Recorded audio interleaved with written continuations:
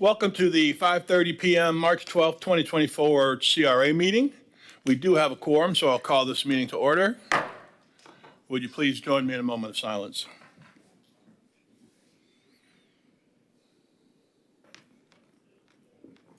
And the pledge to the flag. I pledge allegiance to the flag of the United States of America and to the republic for which it stands, one nation, under God, indivisible, with liberty and justice for all.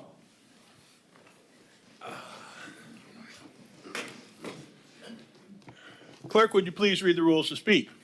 Individuals wishing to speak on agenda items must complete a sign-up card prior to the item being introduced. Sign-up cards are available on the table. Individuals wishing to speak on non-agenda items may do so under petitions and requests. No sign-up card is required. Citizens will be given 3 minutes to speak on all agenda items. All sign-up cards and exhibits being submitted to the CRA shall be placed in the box on the table. Thank you very much. Can I get a motion to approve the minutes for the January 9th, 2024 CRA meeting? So moved. Got a motion, I got a second. All those in favor say yes. Yes. Opposed? Minutes are passed. City Manager. Good evening, Mr. Chair, Vice Chair, and CRA members. I would like to move item 8C, which is the Titusville Playhouse Incorporated proposed expansion update, to the first agenda item this evening. I would like to do so also. Can I have a motion to do so? I have a motion. I need a second. All those in favor say yes. Yes. Opposed? Moved. A presentation will be presented on the Titusville Playhouse expansion plans. This is an information item, and I think, Stephen, you're up. Well, thank you so much. Hi, everyone. I just want to have one question before you get started. Are we going to have a raffle? There is no raffle, No raffle. but season tickets are available now if you'd like to. All right, let me stop interrupting. You're good. Thank you. I have prepared words, so it's a new thing. I'm Stephen Herring, the Executive and Artistic Director at the Titusville Playhouse. I want to thank you all for allowing us time to present for this evening our exciting plans of the future of the Titusville Playhouse. Over the past 2 years, we've been working with theater industry leaders to guide us on our growth. Before 2020, we were busting at the seams, and I'm happy to report we are nearing our 2019 numbers again. As an economic impact to our community, I'd like to give you a quick few numbers. Our latest season, we saw over 41,000 people through our doors. This past show, Beautiful, which closed just a couple of weeks ago, we welcomed nearly 6,700 people through the doors, with 65% of them coming from outside of North Brevard. And in addition to that, 34% of them were outside of Brevard County alone. I'd like to acknowledge some of our staff members are here tonight. Nico Stamos and Marcia Gedke are here. Also, this entire side over here is our board members, and they're all here to support us in our presentation tonight. With growth in mind, we've selected HKS architects to guide us, and I'm happy to introduce Matt Clear from HKS, who'll be presenting for the Titusville Playhouse this evening. Thank you. Thank you. Just a moment to bring up my. No problem. Got to bring those props. I'll put them on the side.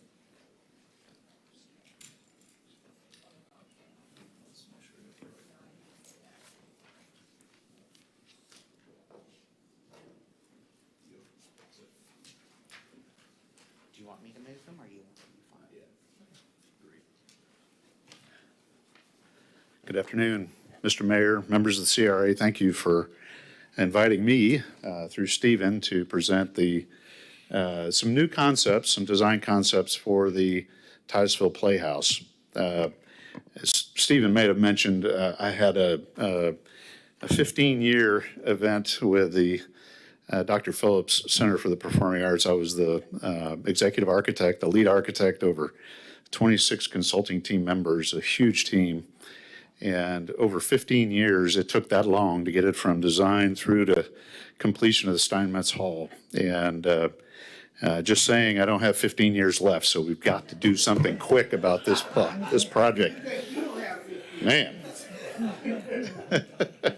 What we're going to talk about today is really design concepts. You know, this is not final design. We have explored some new ideas with the Titusville Playhouse, and we want to present them to you just to get your feedback and to show you where we are in the overall process.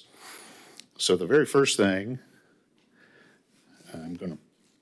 is to learn how to work your remote. Everybody does. There we go. So you don't need to know, but you are here. And this is the downtown Titusville where we are located, the Playhouse looking from east to west. And the reason why I show you this slide is because when this investment is complete, that slide is going to change. And not change just because it's got a new building or a new opportunity in the middle of it. It's going to change because these projects, like the Titusville Playhouse, like any other project like it, are transformational. You know, what happens around it, tangential development, the investment by others is significant. And this picture will change, but change also for the better, because it's going to have some really cool ideas and new development that's going to occur around it. Looking west to east, you can see the picture here. I think if I can point, the laser pointer is the green button. Doesn't work. Okay. But what we're looking at right in the bottom of that screen is the Schuler, and right underneath pad 40 is the Titusville Emma Parish, along with the administrative facilities. But what you really get, and I think this was at 60 feet. This picture was captured. What you really get is the view corridor off of this. If you can incorporate that into the new design, you can capture that, and you will capture it for your patrons. You capture it for everybody that wants to be a part of the Titusville Playhouse. So let's zoom in a little bit on the site. What you're looking at here is a site bordered by Hopkins, by Julia Street, by Palm to the west, and by Pine. And Emma Parish is at the bottom, along with the administrative complex next to it. The site that we are talking about is about 0.52 acres. It is approximately 22,000 square feet. In our trim down program for the Playhouse, for the 500-seat proscenium theater, in that trim down program, we're about 85,000 gross square feet. So if you do the math, just in a perfect world, that's a 4-story building. And performing arts centers are not perfect world. They have requirements for planning that put pieces and parts in different locations, and I'll show you that. What you'll see here is that white box is essentially the footprint of the hall itself, with the stage, tiered seating. What's behind it would be the requirements for a back of house to support the great production that happens at Titusville Playhouse, and what would be in front would be the square footage associated with a front of house lobby. If you look at this section, there's 2 sections here. The first section is if all of that square footage was sitting perfectly contained on the 0.52 acres. What's in the back, where it says back of house, is not even close to what we need. It's not close by a half. So we actually looked at this diagram, both of these diagrams, in the context of, there's really 2 learnings here. Number one, in the width, and I want to go back, in the width of the hall, meaning from Palm down to the administrative complex, we can fit the 5 to 550 seat hall in width in that location. It's the depth that we're challenged with. And even in the width, with a we would encroach a little into the sidewalks, as well as into the Palm area or Palm Avenue parallel parking. Wouldn't encroach into drive lanes, but a little into the sidewalk itself. So in these 2 sections, you can see, and the length is really where we're challenged, but also where we're challenged is in water table. And what I think these investments really require is for us to be very aware of our responsibility associated with resiliency, sea level rise, or storm surge associated with hurricanes and that sort of thing. Really we don't want our building, particularly the stage floor, and what you were looking at on that first diagram, the stage floor is actually below Julia. That first diagram really, from a resiliency and sustainability standpoint, does not work. So we looked at lifting that out of the water table, out of harm's way, so to speak. And what that does for us, if we lift it and move it over Julia, it creates a opportunity for an elevated lobby. It creates an opportunity for a covered drop-off for our patrons. And it gives us the much-needed room in the back of house to support the production. So that, and of course, it also gives us some ancillary covered parking along with covered service. So let me take a side trip. We've talked a little bit about the use of the site. As you can see, we're using every square inch of it. And we're using a little bit of the parking that would be associated underneath that back of house space. But what this diagram shows you is that where the intersections of the green, the red, and the purple, that's where the Titusville Playhouse is. And inside of each of those squiggly lines contains a total of 918 spaces. This is building upon the work that was done to identify parking spaces in and around downtown. Just looking at this even closer to the Titusville Playhouse, we're looking at a total of about 373 spaces that are within a 3-minute walk of this new opportunity. And most of those spaces, 250, I believe, are on the west side of Hopkins.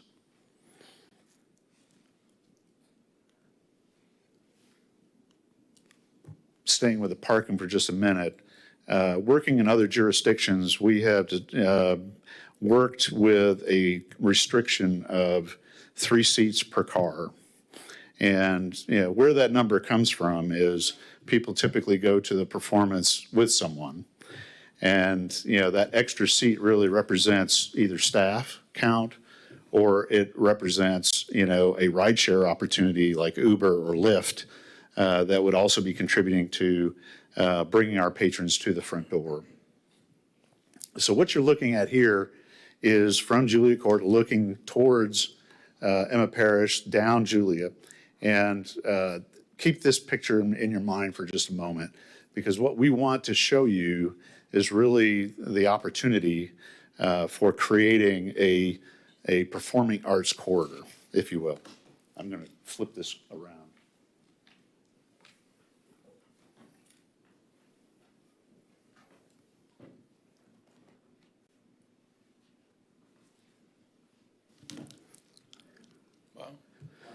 That is the same picture. And what you can see is what you really get out of this first blush is energy, right? You're not going to pass by this. It is going to be attracting people to this performing arts center. All of the assets of the Titusville Playhouse. And the energy on the elevated lobby, the energy to the roof deck where you could actually see on that roof terrace where you could use that either as observation for launches to the east. Could be rented out as party opportunities or almost anything. When you're thinking about performing arts in and of themselves, you look for revenue opportunities. And that is something that really smacks of revenue opportunity for the Playhouse for years to come. It also, if you look at this, it also is, using Julia as a pedestrian way. It has a drop-off opportunity for patrons under a covered, the covered entry, if you will. But we really want to orient and use this as an opportunity for an entire arts corridor along Julia. Okay. Is that glass along the facade? Yeah. That you can see into the lobby and all the way through? Yes, sir. Yeah. This next rendering, if I can get it to go, there we go. This gives you a better idea of the sort of the energy on a weekend, right?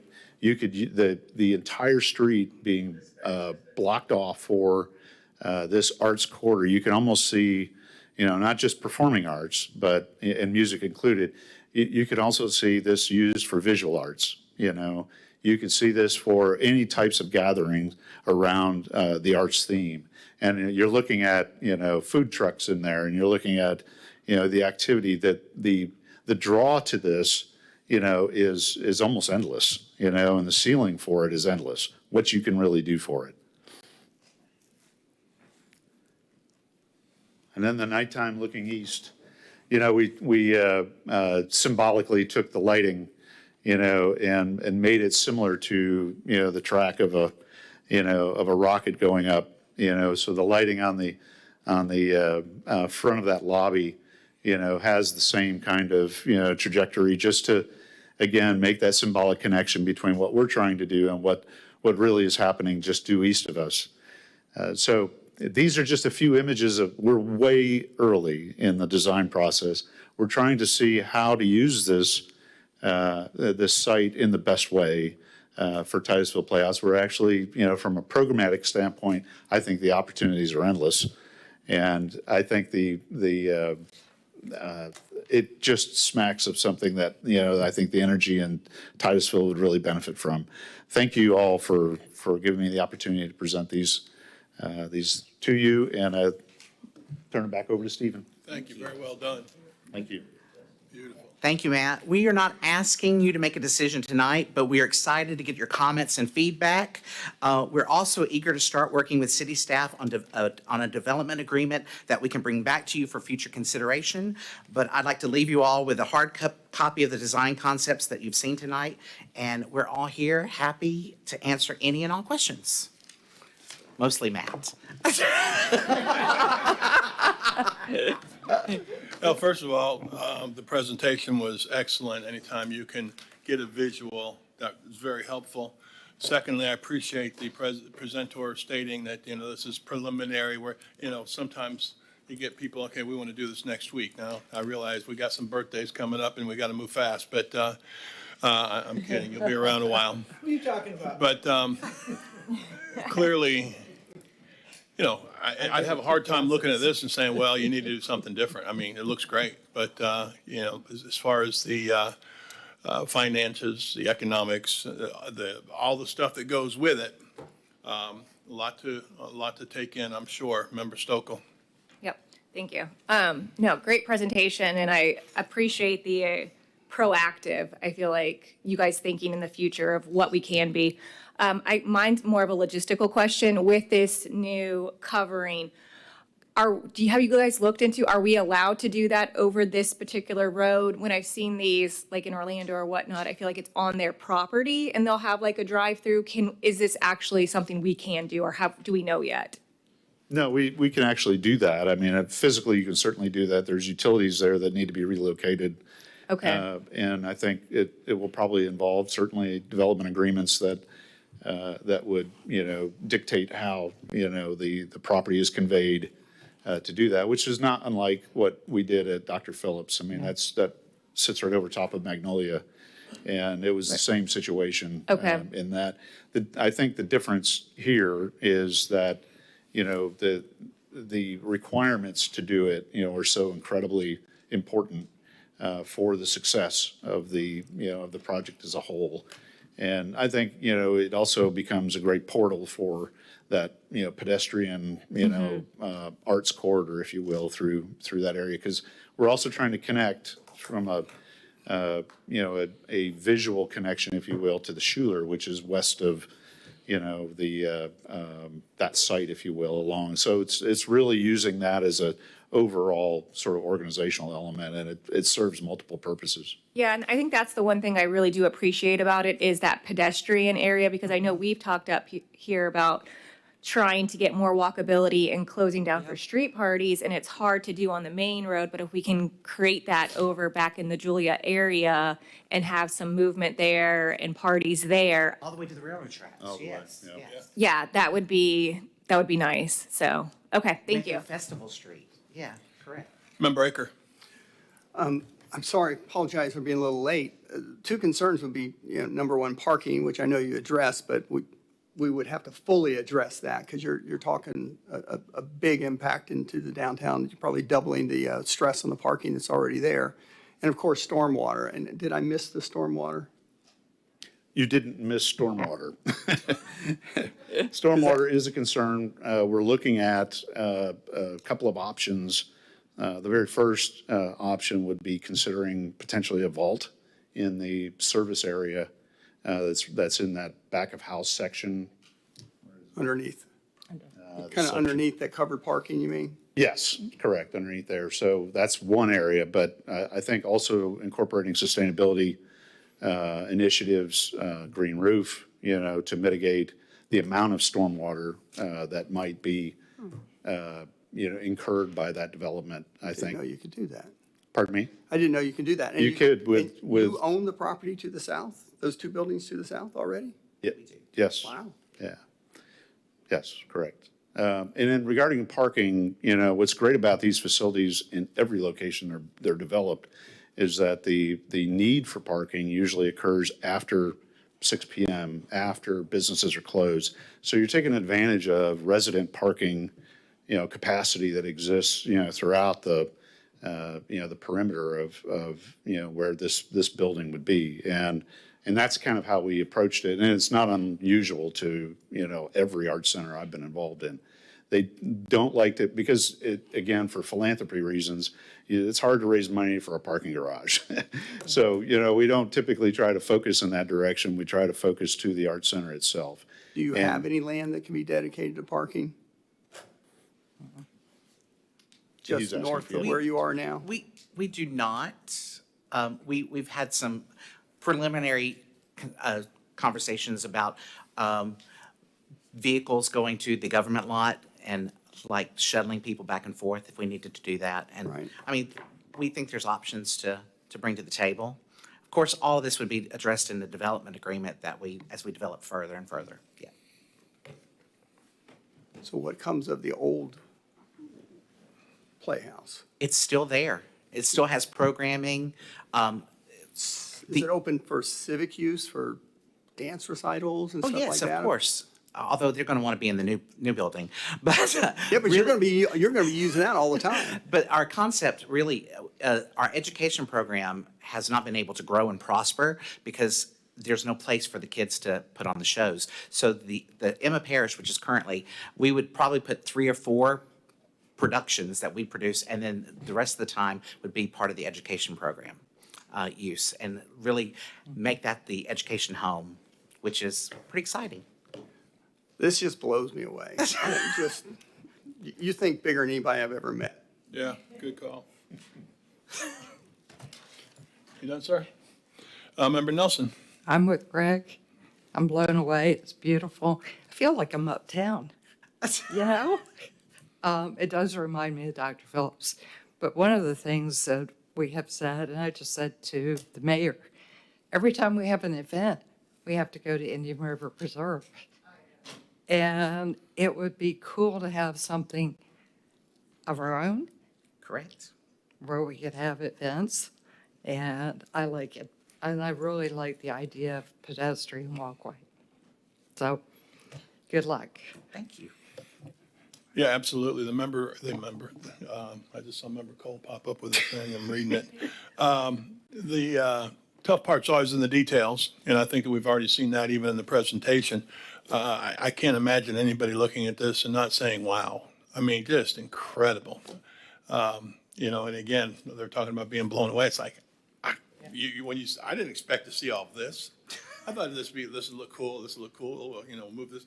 But my goodness gracious, I mean, the whole glass see-through over top of the road, oh my gosh. That's amazing. Member Cole? Yeah, I had to go to Google Maps and make sure I was still in Titusville when I saw that presentation. What kind of timeline are we talking about, 10, 15 years?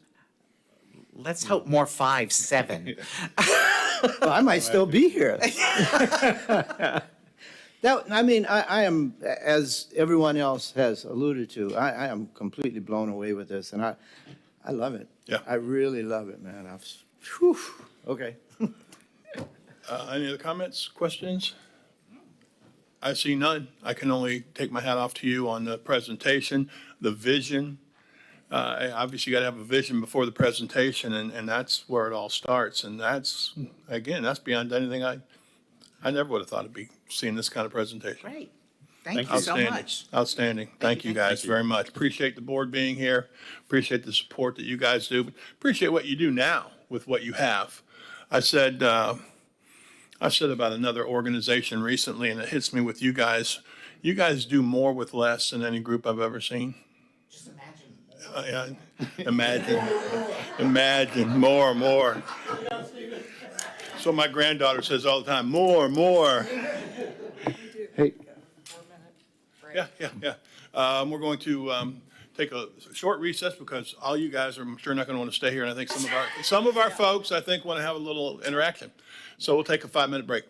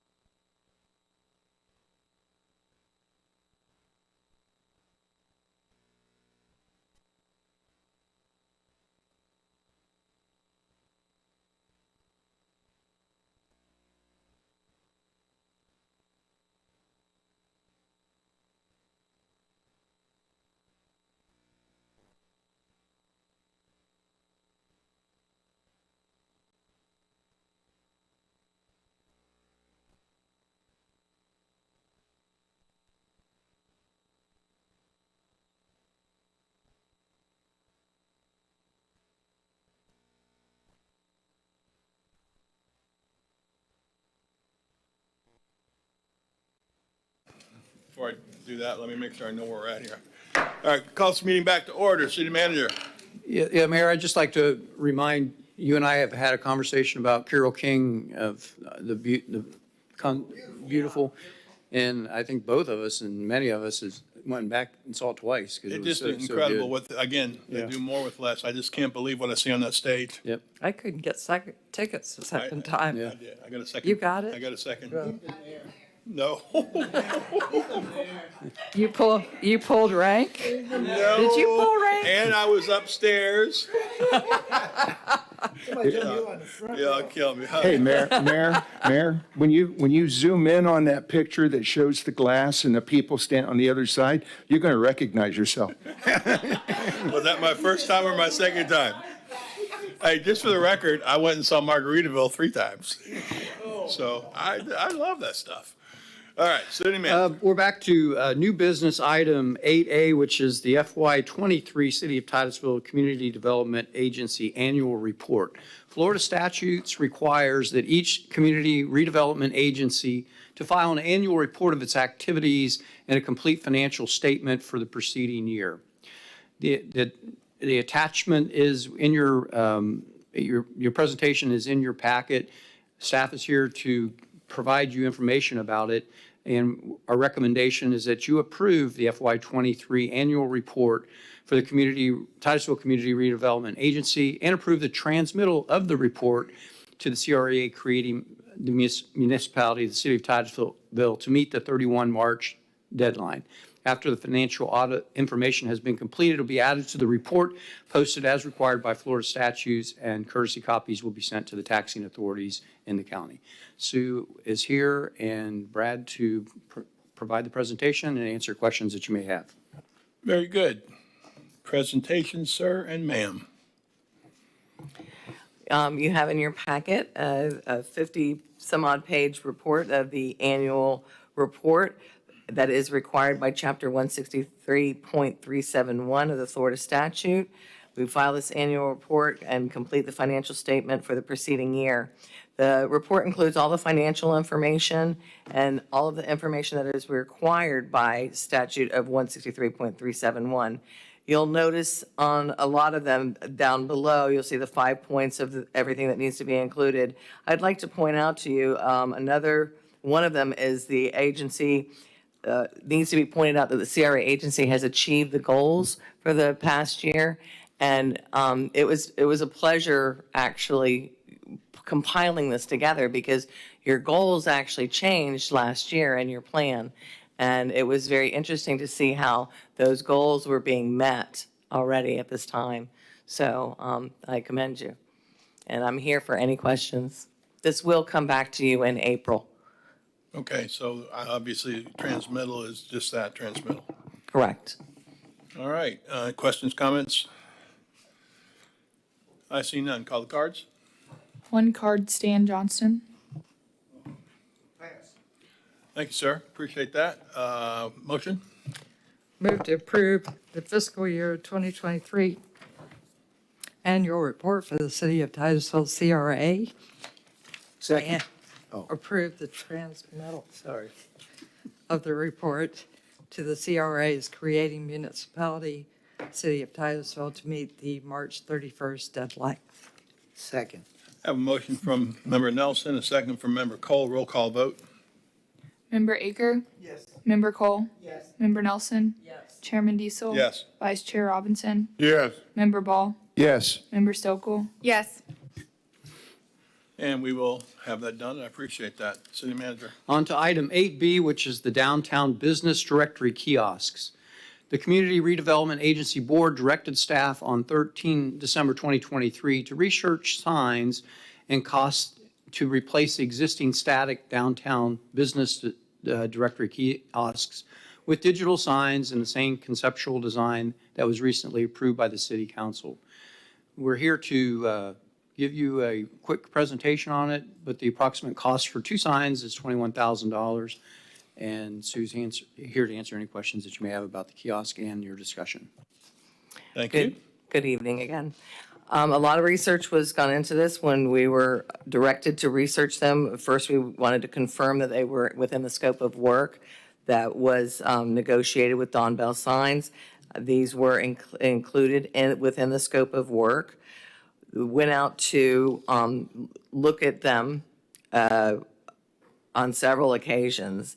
The total, what comes about is the total cost of the 2 digital signs that's in your packet, and what includes engineering, manufacturing, software licensing, and installation is approximately $56,500. There would be a cost for Public Works to break up the concrete at both locations and also for electrical to be run, along with permitting fees for both sites. That is approximately $20,000. So the hard cost is approximately $76,500. There will be an additional monthly cost to operate and maintain. And I can explain on that a little further if you like. The static sign cost is, the approximate static is $21,100 with the new design. So the display area is, and I gave a matrix, if you'll refer to that. I think it's one of the first items on your attachments that gives the pros and cons of both of them. So I hope that you consider that. And with the CRA staff reviewed both options with the City of Titusville IT staff, community services staff, public works staff, and building department staff. The CRA is recommending static signs for the purpose of replacing the existing signs. And I'm here to entertain any questions. Vice Mayor.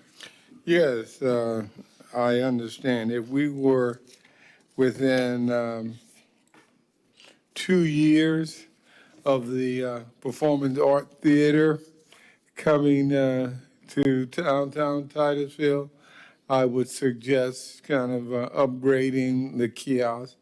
But right now, I understand that we do have visitors reading it and trying to, but I'm just as pleased as I can be with what we presently have.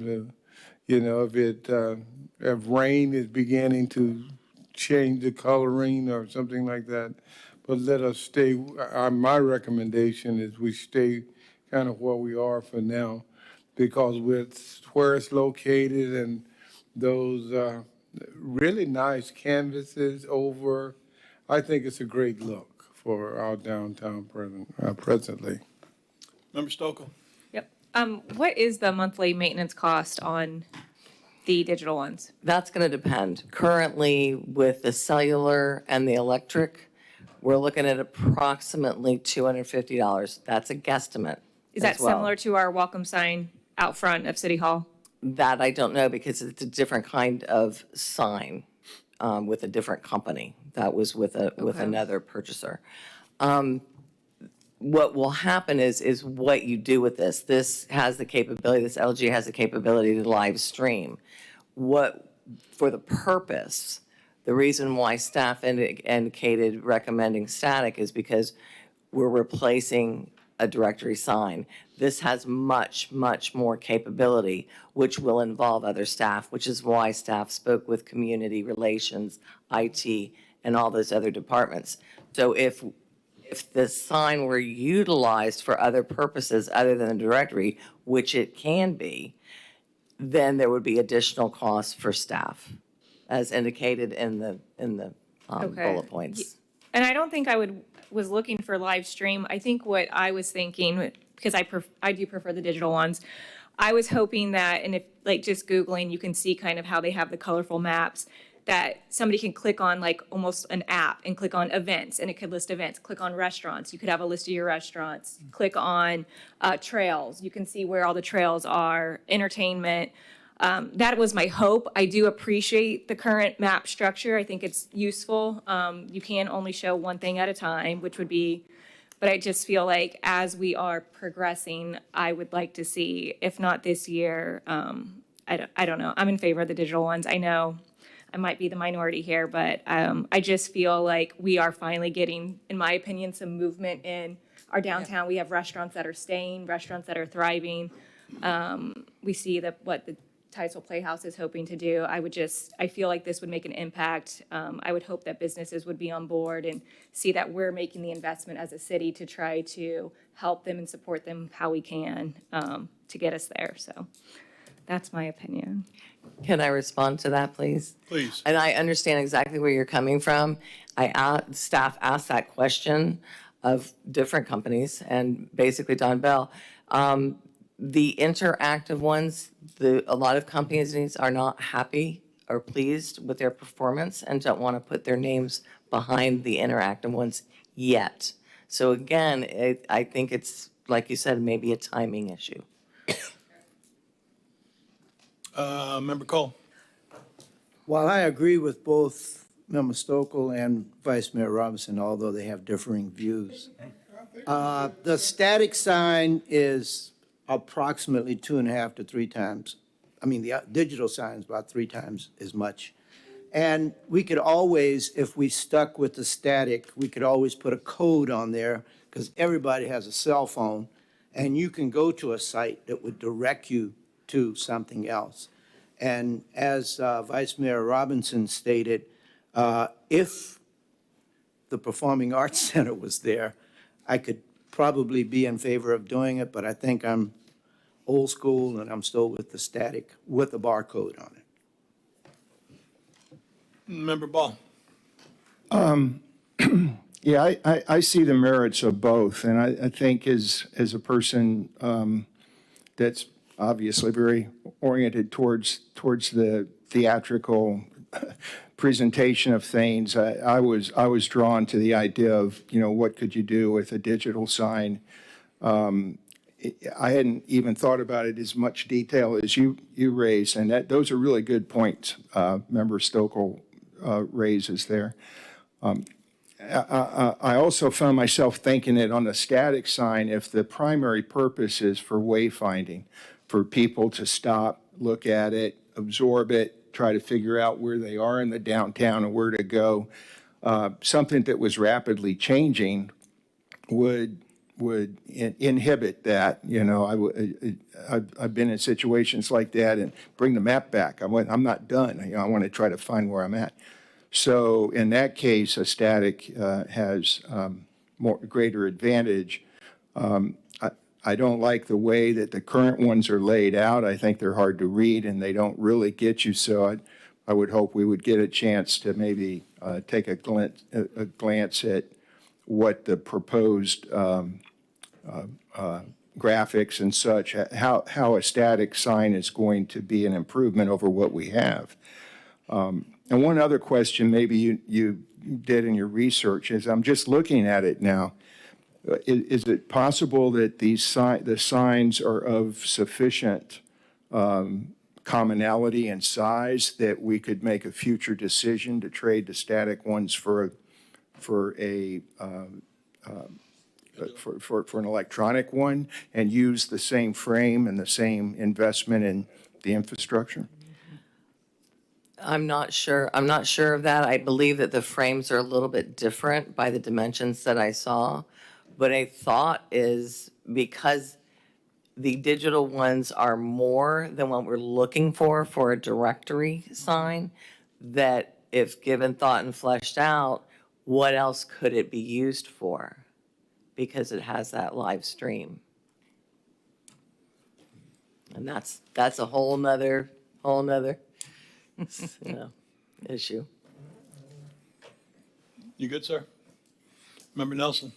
One, I don't think we're quite there yet for the digital, so I would vote for the static.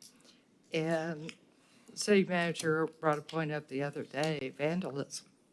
And apparently periodically these kiosks are getting vandalized. And I think the static sign is going to be much easier to deal with if there's vandalism. So that's my thought. Yeah, and I'm, and again, I was a facility AP for years, and so vandalism, spray painting, all this stuff is not new to me, and I get it. I certainly want to be aware of what the cost would be if vandalism took place. Is there some kind of a program that you can get with a company that, not guarantees, but there's a warranty. And if this happens, we'll do this. Otherwise, that can be a perpetual, money machine as far as that goes. I don't want to look at the worst side of things, because had we done that at Titusville High School, we'd still have a sign where you put the letters up manually. We now have an electronic sign, and that's actually our second electronic sign. And have no problem as far as the vandalism. It is out front where everybody can see it. So, I don't want to say, well, we got to wait for the theater to get here before we can do that. I don't think that has to be the case, but I can say that I think not just yet. I don't know that I've heard any real big concerns from people downtown that I can't read this, I don't like this, or whatever. Could it be better? I don't think we need to wait very long. If you guys feel like we can make this better, but we don't have to go electronic. We don't have to go to the 21,000. We can, hey, we can fix this and look really good for 5,000 or whatever. We did a lot of that at Titusville High School. When we wanted to get a new electronic sign, the first thing we did was we got one that was already used. And then the second thing, when we had to repair it, we took out the guts and put new guts in. We couldn't afford to do the whole thing. So I'm not trying to compare, but I'm saying that there are other options. So with that, I think that ultimately down the road, the key word is yet. Maybe not yet do we go to the full 21,000 electronic, and that too. And then ultimately, it'd be cool to look, and again, it doesn't sound like we have the technology exactly right yet. People aren't real happy with some of those. But I'd like to think that we could get to the, Member Stokel thought about, you push this, there's the trails, you push this, here's the restaurants. That'd be really cool. But if it's not ready for prime time yet, I don't think we need to, spend that kind of money on it. So ultimately, I'm not overly concerned about moving yet, but I think that we don't need to wait and say we get a big theater and then we'll do it. So somewhere in between. Anybody else? Member Aker? Or is that old? No, I want to comment. So we're still looking at, the static signs are going to go in the same location that the moving signs would? Yes, sir. That's the proposal. So we're still going to have to cut up concrete, we're still going to have to pull in the electrical for the static signs? No, there won't, because there's no electric to it. And the current wayfinding signs, are you talking the green ones that listed businesses down this street and that street? Are you talking the covered awnings on the backside of the buildings with the informational? Page 46. And we're talking about the ones in the green signs where people look for businesses. Okay. Because I know, the signage out back never, that hadn't been updated, as far as the current events coming up, they don't. Okay. Or maintained. I'm kind of agree, I don't think I'm really there to spend that kind of money at this point in time for the electronic signs. That sounds like a not yet. Okay, anybody else? All right. What do we need to do with this right now? Probably do your cards and then vote. Right, ultimately, we, okay. Yes, sir. Call the card? One card, Stan Johnston. That's why I said call the card. I go along with what Dr. Aker said. Thank you. Stanley. Okay, so we need to, Member Nelson, what do we want to say?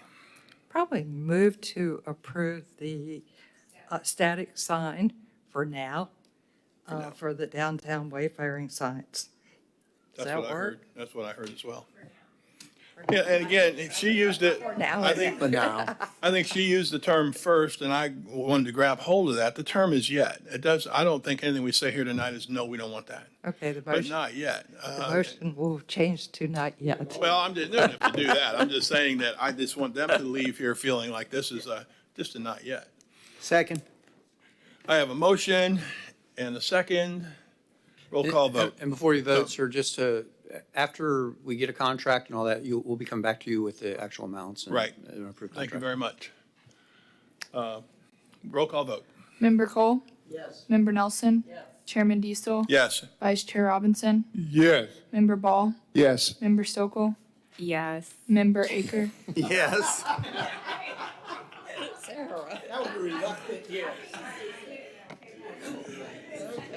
Just say not yet. All right, that passes. We're to petitions and requests. Yes, sir. All right, petitions and requests to end. Emily gave me a thumbs up, so this is where I get to come up. I didn't come Name this and evening. address, please. I'm sorry? Name and address. Name and address. I'm Father Rob Griffith, pastor at St. Gabriel's Episcopal Church, 414 Pine Street. Anyhow, I didn't have any intention to say anything, but I heard that there was open mic for a few minutes. So, say again? I'm going to sing a song. No. I came to this evening to support my friends at Titusville Playhouse, first of all. I came to sit in the back and give thumbs up and pretend I was on the board. I'm not on the board. I love the project. I'm really excited about the vision that they have, not just for TPI, but for downtown Titusville. And for being one of their closest neighbors. Hopefully that says a lot. I'm looking forward to what a new playhouse would do to transform downtown Titusville, because it means a lot. And it means a lot for the city, which it means a lot for me, because this is my city now. It's my parish. And I want to see downtown Titusville thrive. And I got a whole lot more to say about that. But like parking, yes, we've been talking about parking. Actually, I got big plans for the church, and it'll probably more than 30 spaces that we can talk about down the road that I'm hoping for. So that's the first thing that I want to say, yeehaw. The second thing I wanted to do is, and I started to grab you all during the break, but I thought, no, that's their time. I wanted to say thank you. Thank you so much. You all approved a grant for St. Gabriel's to help us put a new roof on our sanctuary, and it's a beautiful roof, and we couldn't have done, well, we'd have had to do it without you, but you've definitely made this a whole lot easier for us to take care of. You've invested in a gem of downtown Titusville, and that means a lot to our congregation. And I just want to come here and officially say thank you, and thank you guys too very much. Got to know Brad and Sue very well during the process. I think there was a couple of times Brad wanted to kick me out of his office, but it was it wasn't painless, but it was fun. And I enjoyed getting to know all of you in the process. So again, thank you so much for investing in our congregation and our sanctuary. God bless. Thank you. Thank you for that church, the historic gem that it is. It's awesome. Very nice. Thank you. Yes, sir. Okay, Stan Johnston. I want to thank Mr. Diesel and Mr. Cook for this letter I finally got. It's just dated December the 16th, 2022. I didn't get it until just after, just about, 2 weeks ago or so. So it's an unusual letter signed by Sean Stauffer regarding the sewage spill that you have a handout on. These two right here. And the thing is that it says in here from Mr. Stauffer, it says, the lift station ran continuously throughout the event. However, the thing is that I was there when the lift station wasn't running, and so was the neighbor next to the lift station who while I was there, turned off the noise that was coming because, in other words, there was a beeping siren and red light, and she couldn't sleep. So she contacted Water Resources, and they showed her how to turn it off. But it's not mentioned anywhere in this letter. Interesting. And not only that is we got all kinds of photographs and so forth, and photos by other people of this sewage, and it's even on the front page of the Florida Today. At least twice. Article, front page. So this letter disagrees with a lot, and it's signed by Mr. Stauffer. And as you know, as I've told you, is that if you got in a PE that's going to sign something that it's not true, I'm reporting him to the board. I don't know if any of you read your correspondence from me recent on this, but I'm busy right now. I've got income taxes, I've got court issues, and all kinds of things. So it'll be a while, but I'll get around to it, and I'll make a formal complaint to your Stauffer, Mr. Stauffer, who has got a number of people who are, what do you call them, employees who are under the gun, but to keep quiet, because they know. And not only that is what I did was I even went out there with a broom and and Clorox and, well, from the swimming, chlorine and cleaned the black stuff out of the gutters, the curb. People saw me doing that. So you had a sewage spill, and it was. I even went to Mr. Diesel's house, Dr. Stokel, and over 13 churches, 2 times at least to your church, and put a warning notice up. 13 over a dozen churches that, hey, you have a sewage spill. So anyhow, I'm not sure what's going to happen, but you know that there's going to be a complaint against your water resources and Mr. Stauffer for dishonesty. Any questions? Thank you. Anything else? We good? Yes, sir. Just the executive director's report, if you have any other petitions and requests. Anybody else? Petition requests? Please do. I'm sorry. Normally when Stan gets done, we're going home. Hello. Thank you. My name is Billy Jo Clayton. I live at 2898 Demerit Drive in Titusville, Florida. May I give you a copy of my statement? So, Get to the clerk, please.